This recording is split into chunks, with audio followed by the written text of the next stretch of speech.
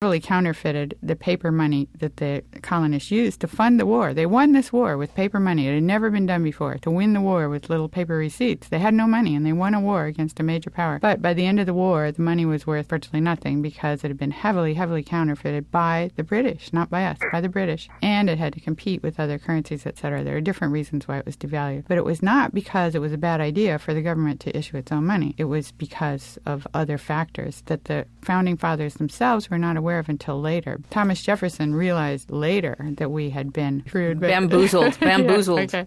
That we'd been taken for a ride here. That these pirates, pretending to have money, had taken over our banking system. So we wound up with a privately owned bank that lent money to the government instead of the government issuing its own money, and then that's what we've had ever since.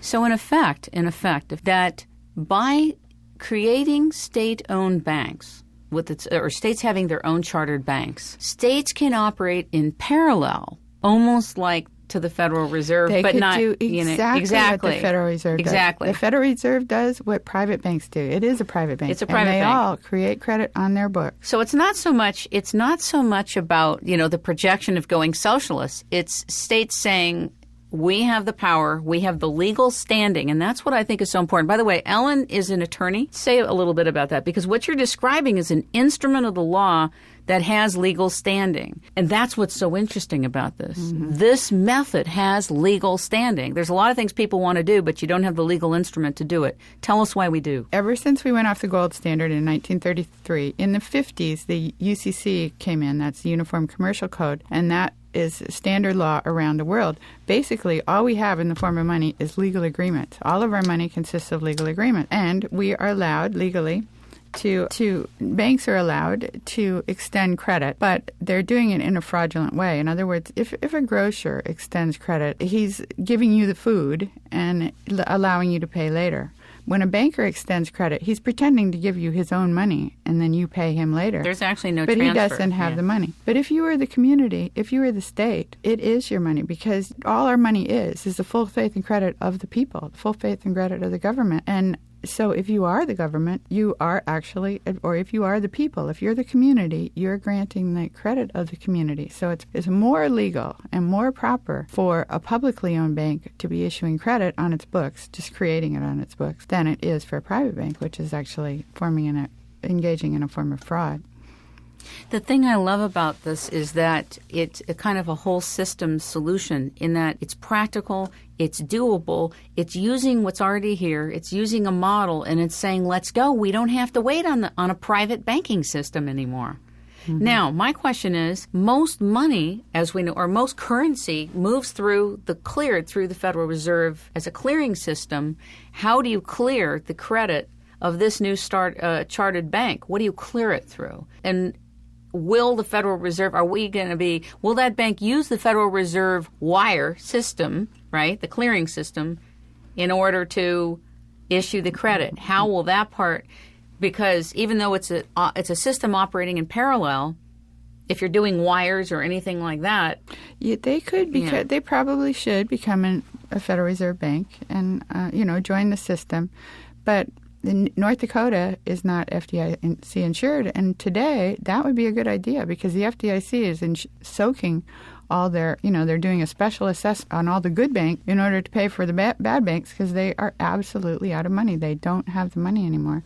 And then they're going to have to go to the government and tap up the government. So if you're a state, you're going to be one of their wealthy members, so they'll probably hit you up particularly hard to insure the other banks. So there's a lot to be said for self-insuring if you can do it, and North Dakota has obviously done it very well. And you would think the 8th largest economy in the world, which California is sometimes, could do it as well.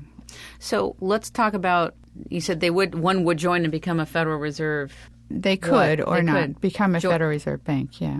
Join the Federal Reserve System. In other words, the Federal Reserve. And then if the Federal Reserve System wouldn't let them in? How do you clear money? Well, that's just all up to the regulator. If they satisfy all the requirements, I don't see how they could not be allowed in.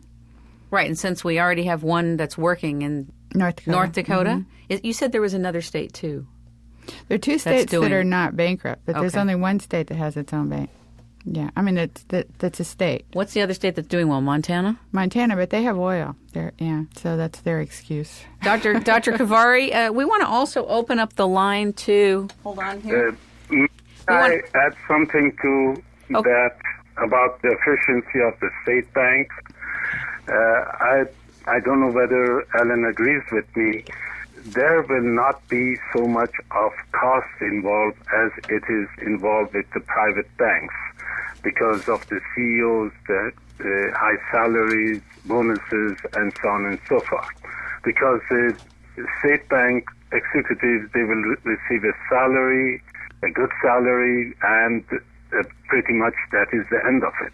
And they will be working. And if they don't want to do it, there are other people, they will be doing it. I do not buy the notion that they say if we don't pay them well, they go away and work for somebody else. Because we are in America, we have a lot of intelligent people and so on. We may not have people that can deceive people like on Wall Street, the crooks and so on and so forth. And I'm sorry for using that word because I see it that way most of the time, because otherwise if somebody is going to be honest, they would not be able to make anything at Wall Street. So here is, we will be having honest people, and then we will be having branches at Walmart, at Publix, and CVS, and they will be glad to have us there, and anybody could go and get deposit money or withdraw money from those affiliates. And right. And we could actually cost us any money.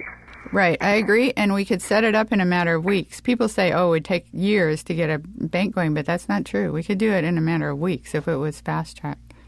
So we would need to talk to Governor Schwarzenegger and Bill Locklear, the treasurer, and I think we're going to do that. I definitely think that we're going to do that. Can we bring in the other person on the bridge, Jim Hogue? Hi there. Thank you for being on It's Rainmaking Time. Hi there. It's been interesting so far. Hey, Jim. Thanks for doing this. Hi, Ellen. Tell us what's on your mind today. Well, I was asked to be on this for a couple of different reasons. One, a certain level of expertise on complementary currencies, which I don't want to muddy the waters, but I just want to add that you could do everything that you have mentioned so far today and create a structure for a complementary currency as well. And whether that was a time bank, which is one of the simplest forms of a complementary currency, whether it's a barter system, which is another very simple form, or whether you actually issue a form of hard currency, that's not important. It's so simple. It's incredibly simple, and it's legal.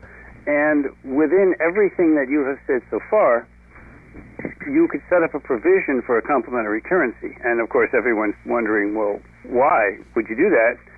Well, with the apparent coming collapse of the dollar, be it whether it's being done on purpose by the criminals that have led us so far down the path, or whether it's some form of stupidity or carelessness or whatever, we have to bear in mind that it could happen.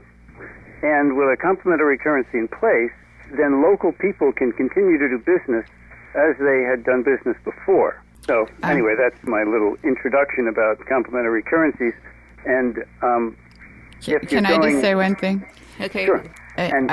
I think complementary currencies are great, but the problem is they're very limited, because if you go to build something, for instance, there's just not enough people in your little complementary currency system that are going to contribute engineering services or, the supplies you need. So it seems to me that a public bank could be set up so that it acts just like a complementary currency. In other words, in a complementary currency system, you basically create the money when you take out credit. Money is extinguished when you pay the credit back. Well, that's exactly what a public bank is. You don't need a pot of gold over here that you're borrowing from, or a pot. You don't have to find somebody who's got the money before you borrow. If you're the public, you can create public credit and issue it to any credit-worthy borrowers. So they're basically creating their own money, just like in a current community currency system. Completely with you and Joe Bongiovanni, better spent than lent. And a complementary currency starts running off the ground without needing to borrow anything. And I agree completely that most any complementary